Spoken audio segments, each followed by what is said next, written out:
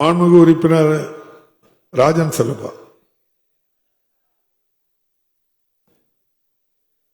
மாண்புமிகு சட்டப்பேரவைத் தலைவர்களே, முதலில் இந்த வாய்ப்பை கொடுத்த உங்களுக்கு என்னுடைய வணக்கத்தை நன்றியை தெரிவித்துக் கொள்கிறேன். நான் வானளாவிய அதிகாரம் படைத்த ஒப்பற்ற இடத்தில் இருக்கிறீர்கள், தவறாக எண்ண மாட்டீர்கள். ஏன்னா இங்க துணை பொதுச்செயலாளர் சொன்ன மாதிரி இந்த கடைசி பட்சத்தில் நாங்கள் 100 முறை கையை தூக்கி தூக்கி தூக்கி மிகப்பெரிய வாய்ப்பை இந்த சட்டமன்றம் முடிக்கிற போது அளித்திருக்கிறீர்கள்.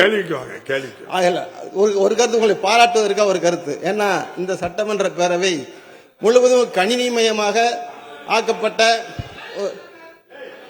ஒரு சூழ்நிலை இருக்கிறது. ஆகவே முக்கியமான விஷயம் ஒரு பாராட்டு எல்லாம் பாராட்டும் போது நான் சபாநாயகரை பாராட்ட கடமைப்பட்டிருக்கிறேன். ஏன்னா இந்த சட்டமன்றமே ஒரு கணினிமயமாக முதலில் இந்த சட்டமன்ற தொடர் உருவாகி கொண்டிருக்கிறது.